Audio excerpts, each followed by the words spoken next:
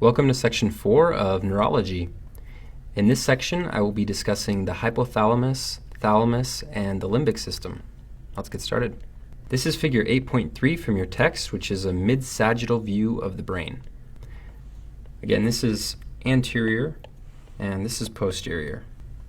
In this image, we can clearly see the thalamus right here, and we can also see the hypothalamus. Let's talk about the thalamus first. This is table 8.2 from your text, which shows the highest yield information relevant to the thalamus. We've covered or will cover all of these pathways throughout the various sections in this chapter, so I'm not going to spend time mapping out each of these pathways right now. However, this table is a good summary of the pathways that interact with the thalamus, and you will need to know all of this information for step 1. This is table 8.3, which shows the hypothalamic nuclei and their corresponding functions. For step 1, you need to know the names of each hypothalamic nucleus and its associated function. Again, I'm not going to read this table to you, but you do need to memorize this information for step 1. I recommend that you pause the video and take some time to memorize both of these tables if you're unfamiliar with this information. Okay, before we jump into some of the questions, let's briefly discuss the limbic system. This is figure 8.4 from your text, which is a lateral view of the limbic system and the basal ganglia. This figure is especially helpful in viewing some of the structures of the limbic system. The limbic system includes many structures, including the hippocampus, the amygdala, the mammillary bodies, the fornix, the cingulate gyrus, and others. However, for step 1, it's most important to be familiar with the hippocampus, the amygdala, and the mammillary bodies. For step 1, you need to know that both the mammillary bodies and the hippocampus are associated with memory. However, the main cause of damage to the mammillary bodies is thiamine deficiency. On the other hand, if the question stem doesn't mention thiamine deficiency, then the hippocampus was most likely damaged. It's also important to know that the hippocampus is highly susceptible to damage under hypoxic conditions. So again, if you get a question about issues with memory, it should make you think of problems with the mammillary bodies or the hippocampus. If the question stem refers to thiamine deficiency, then you should think of damage to the mammillary bodies.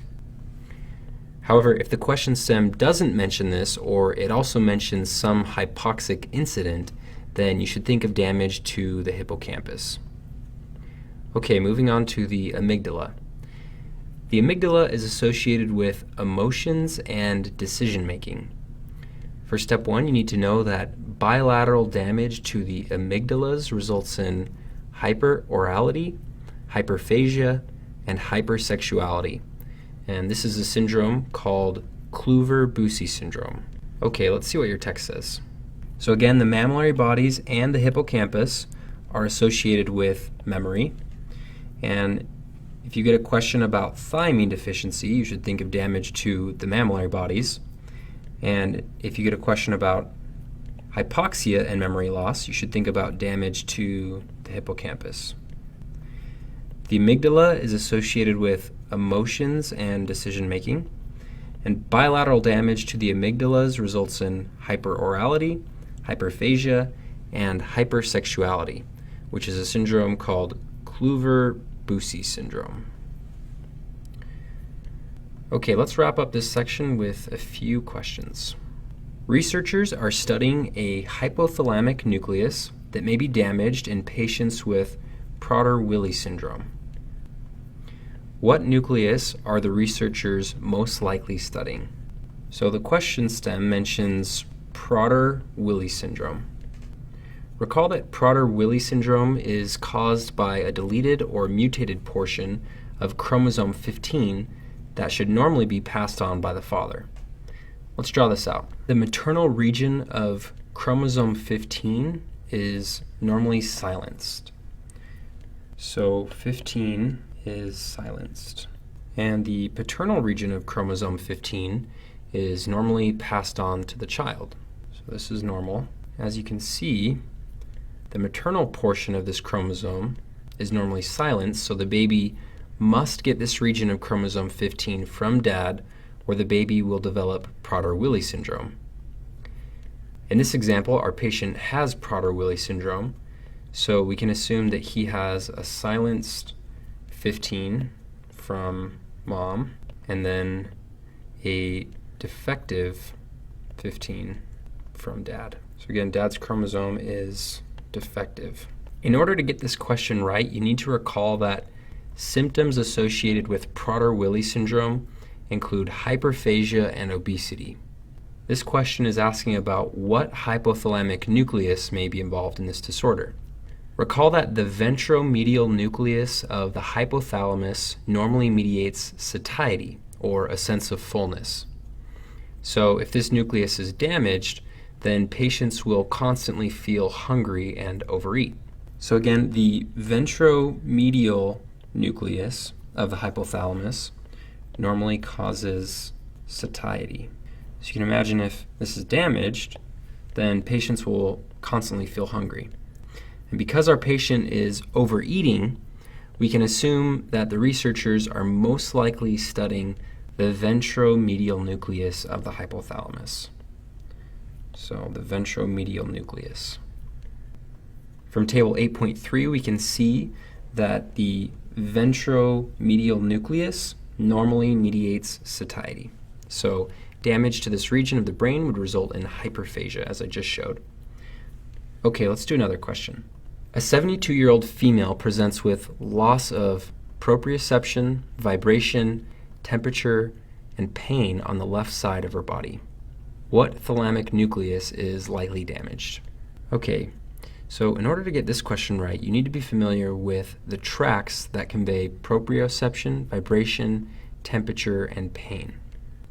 Recall from section 2 that the spinothalamic tract, ST for short, conveys information about pain and temperature, and that the dorsal column, so DC for short, conveys information about proprioception and vibration.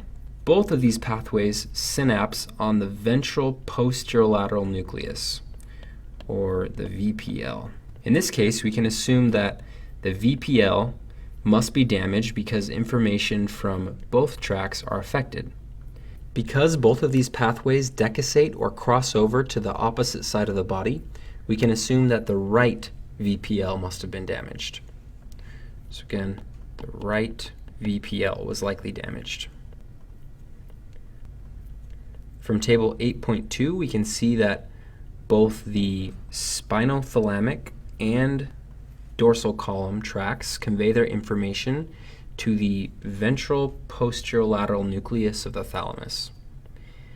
If this example was confusing, I encourage you to go back to section 2 and watch the videos about the spinal tracts. The goal here is not to focus on the spinal tracts, but the nuclei of the thalamus. Okay, let's do another question. A 28-year-old homeless man presents to the emergency department after being mugged. He repeatedly asks where he is and seems confused. Upon exam, you notice complete paralysis of the eyes. What region of the brain is likely damaged? Hopefully you notice several key components from the question stem. Our patient is homeless. He has memory problems, as we can see, because he repeatedly asks questions, and he has ophthalmoplegia, or paralysis of the eyes.